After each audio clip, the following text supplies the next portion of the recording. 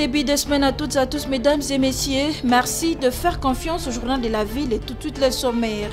Les rebelles du M23 RDF ont violé pour la 1e fois les cessez-le-feu, dénonce les forces armées de la République démocratique du Congo dans un communiqué rendu public ce lundi 26 août 2024 et promettent de saisir le mécanisme conjoint de vérification élargi et le mécanisme ad hoc de vérification afin de mettre en lumière tous ces actes posés par les rebelles. Procès Malanga, la République démocratique du Congo sollicite 250 millions de dollars américains de dommages et intérêts pour avoir subi des préjudices moraux et matériels. L'Église catholique en deuil, Monseigneur Dominique Mbulamatari, évêque émérite de Molekbe, n'est plus. Son avis de décès a été lancé ce lundi 26 août 2024 par son éminence Fridolin Cardinal Ambongo, archevêque métropolitain de Kinshasa. C'est tout pour les sommaires. Mesdames et messieurs, encore une fois, bienvenue dans ce journal. Ils sont souvent poseurs des actes de violence à l'endroit des paisibles citoyens sans tenir compte de ce qui peut arriver comme situation. Les jeunes désœuvrés, appelés Koulouna, leur comportement était également déploré lors du processus électoral 20 décembre 2023. Et comment faire pour que les violences faites par ces jeunes désœuvrés ne se répètent plus aux prochaines élections en République démocratique du Congo? La Commission électorale nationale indépendante CENI s'est dotée l'exercice ce lundi 26 août 2024 pour les entendre, comprendre quelles sont les forces et faiblesses et menaces qui les caractérisent et voir comment les réintégrer pour qu'ils soient utiles aux prochaines élections.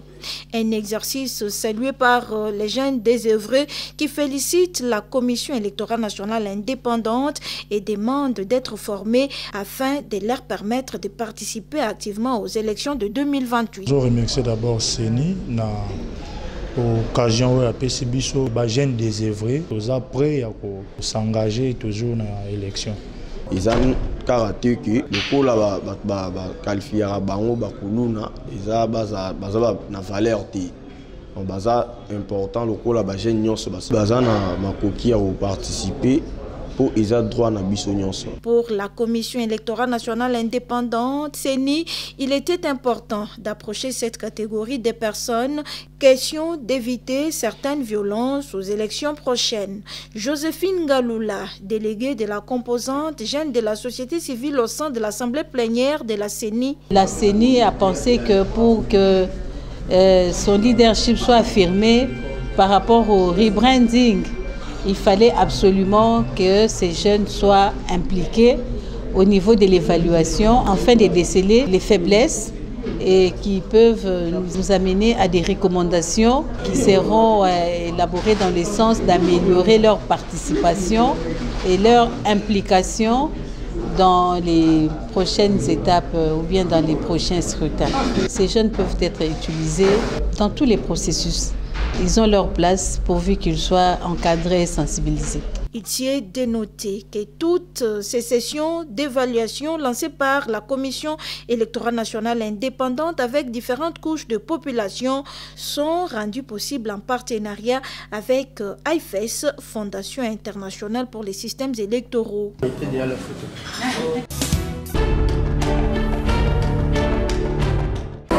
Week-end très chargé pour l'honorable Richard Monamboumou, député national élu de la circonscription de la Tchango. Tout d'abord, le député de proximité a participé dans une journée de réflexion sur le secteur de pêche à la cité des pêcheurs à Kinkole, où plusieurs personnes ont rehaussé de leur présence.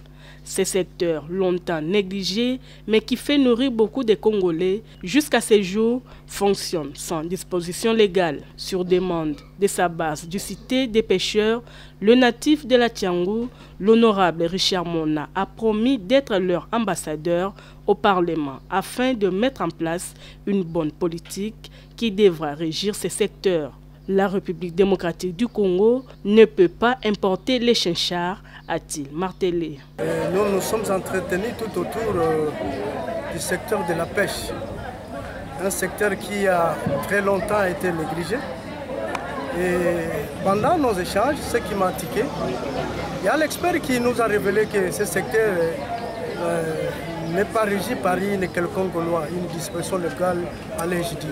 Aujourd'hui, je leur promets que je serai leur ambassadeur à l'Assemblée nationale.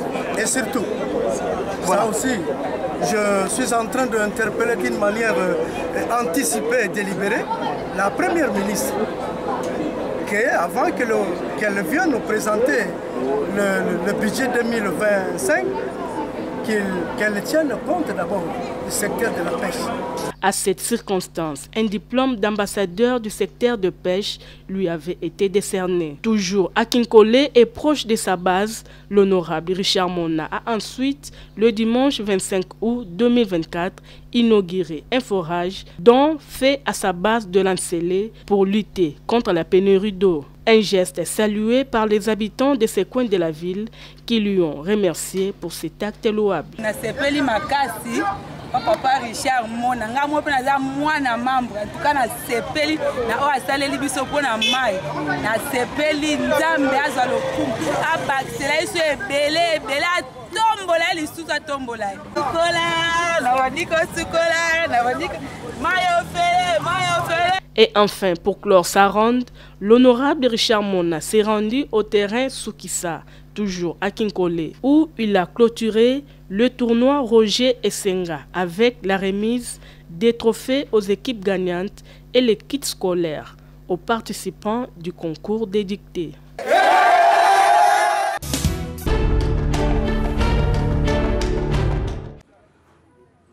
C'est une journée dominicale pas comme les autres au terrain, à Sosa, dans la commune de Kasavubu. L'ASB Lekinois, en collaboration avec le ministre provincial du Transport, Bob Amisso, a organisé une journée dénommée Elikia dans cette commune historique où les Kinois de toutes les communes se sont retrouvés afin de revivre les moments précieux de leur enfance et jeunesse et raffermir les liens de fraternité qui les unissent. L'objectif de cette rencontre, selon les coordonnateurs de l'ASB Les Kinois, renouer avec les bonnes vieilles habitudes des Kinois où l'on pouvait jouer sainement sans dépravation des mœurs.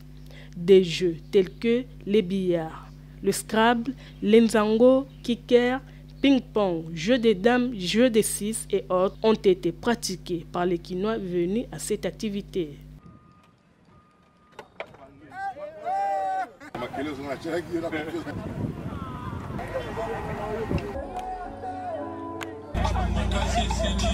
Redonner à la nouvelle génération les valeurs dans l'expression des jeux, souhait majeur des organisateurs. Je suis toujours proche de vous et la CPLI pour Mona, non seulement Bakasava, mais Bakinoa Nyonso, Baïa, la commune Abisso, et ensemble, nous allons passer un bon moment où nous allons être inoubliable. C'est vrai que l'idée c'est que c'est Makasi, dans le cadre de Elikia, cadre où ils permettre Nabatu et surtout les jeunes dans une activité récréative saine. On les a très importants parce que l'occasion de cette séance foraine qui fait office d'un terme aux vacances de cette année, nous avons pensé de renouer avec les vieilles habitudes, les bonnes vieilles habitudes de la ville de Kinshasa avec lesquelles nous avons grandi. Là où il n'y avait pas de corona, là où il n'y avait que l'expression ludique, là, on pourrait en jouer sainement. On ne tournait pas autour de la boisson, autour de la dépravation. C'est ainsi que l'aspect des Kinois a bon jugé redonner à la ville de Kinshasa, aux jeunes générations, que Kinshasa n'a pas que de négatif. Kinshasa n'a pas que des antivaleurs qu'on voit aujourd'hui.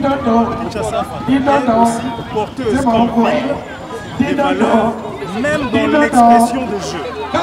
Les artistes, les personnages publics, les jeunes et tant d'autres ont tous revu ensemble les meilleurs moments et forts passés dans leur jeunesse. Cette journée spéciale Elikia ne s'arrête pas seulement à Kasavubu, mais sera également organisée dans toutes les communes de la capitale congolaise.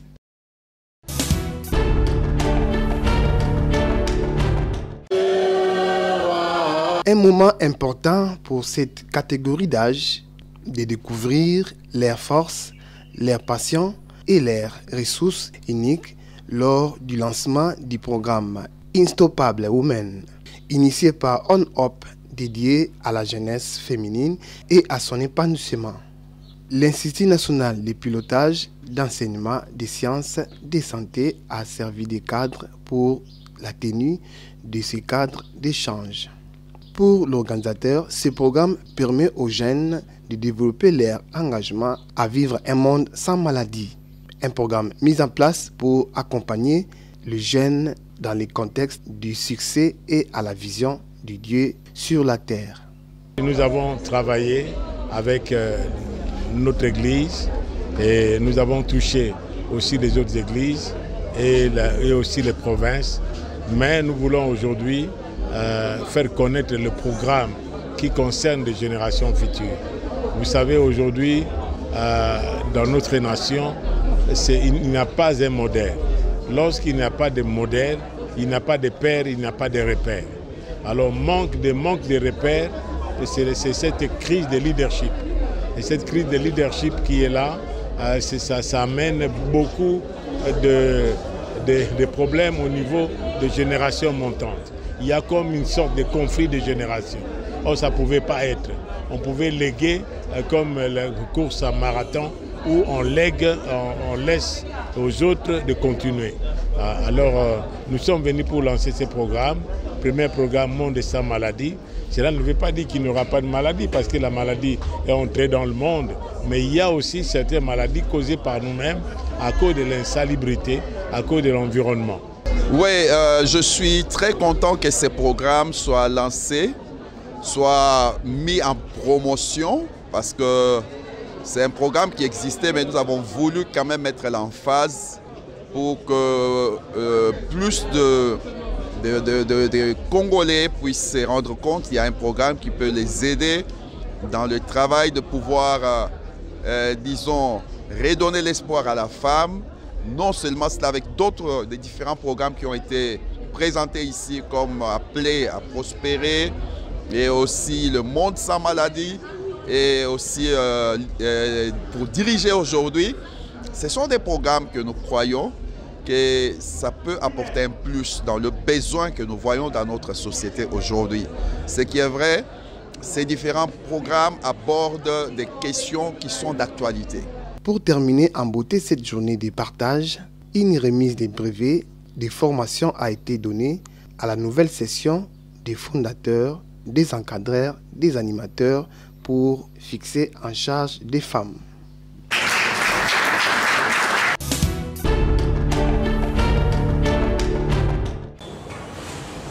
Installation ce dimanche 25 août 2024 des nouveaux membres du comité des 4 ententes des Nzango modernes des 4 districts de la ville de Kinshasa au centre culturel Alliance à Lemba sous-région, en présence des membres de la division urbaine des sports et loisirs, des invités des marques, des joueuses et des mamans Nzango, la Ligue provinciale des Nzango modernes, l'IPONZAM, chapeautée par la présidente Émilie Niemba et tout son comité, viennent d'accomplir leur mission, celle d'installer les 4 ententes urbaines, entre autres l'entente urbaine du district de Lukunga avec comme présidente Moussatou Patricia, l'entente urbaine du district de Funa avec comme présidente Mbombo Julienne, l'entente urbaine du district de Latiango avec comme président Carlos Kalonji et enfin l'entente urbaine du district de Moamba avec comme présidente Bijou Boumoyi Mukata. Ainsi donc, je vous souhaite un fructueux mandat, mais aussi tout en vous présentant mes meilleures et sincères félicitations.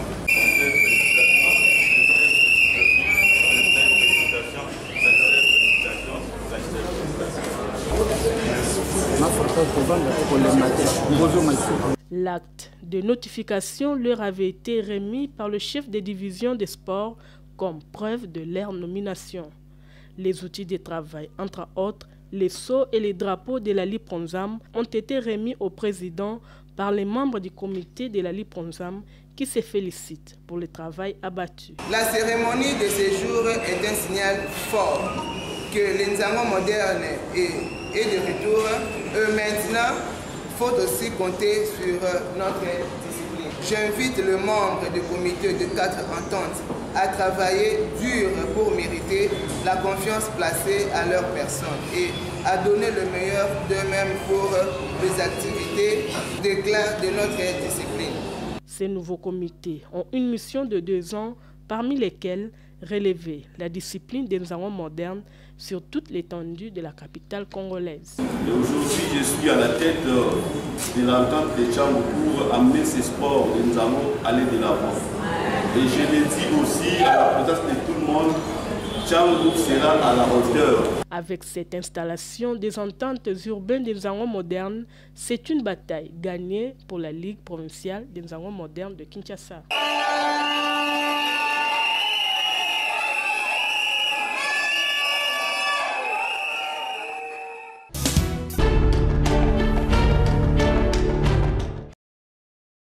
C'est avec regret que nous avons suivi à travers les réseaux sociaux une vidéo devenue virale faite par le député honoraire José Lungwana, patient connu de nos services, dénonçant la mauvaise prise en charge due notamment à un faux diagnostic et le manque d'hygiène hospitalière avec tentative d'un prélèvement d'organes reins, jetant ainsi un lourd discrédit sur cet hôpital public de l'État. La direction de la clinique Ngaliema prend au sérieux les propos de ces derniers et une enquête est en cours pour rétablir la chronologie des événements. Cependant, la direction de la clinique Ngaliema tient à dénoncer des propos contradictoires et des contre-vérités contenus dans cette vidéo pour des raisons évidentes suivantes. D'une part, le projet de loi sur la transplantation, le prélèvement d'organes, tissus et cellules n'est pas encore adopté en République démocratique du Congo et d'autre part, le plateau technique actuel de la clinique Ngaliema ne permet pas de réaliser ce type d'intervention. La clinique Ngaliema tient à rassurer tous ses patients et tous ses partenaires qu'elle accorde une importance primordiale à la matérialisation de la vision de son Excellence, Monsieur le Président de la République et chef de l'État de la République démocratique du Congo dans les secteurs de la santé ainsi qu'à la prise en charge de ces clients dans une approche d'amélioration continue de la qualité des soins et services avec professionnalisme et éthique médicale. Aussi, elle reste ouverte avec son esprit d'écoute active aux préoccupations de ses patients et elle s'engage à examiner attentivement ces dossiers pour tirer toutes les conséquences. À cet effet, elle se réserve le droit de saisir les instances judiciaires compétentes du pays pour imputation dommageable. Fait à Kinshasa le 26 août 2024, signé la direction.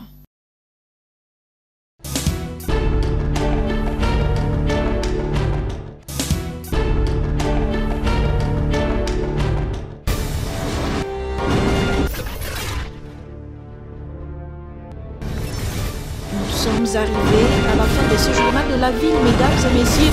Merci de l'avoir suivi. Le prochain rendez-vous est fixé pour ce matin.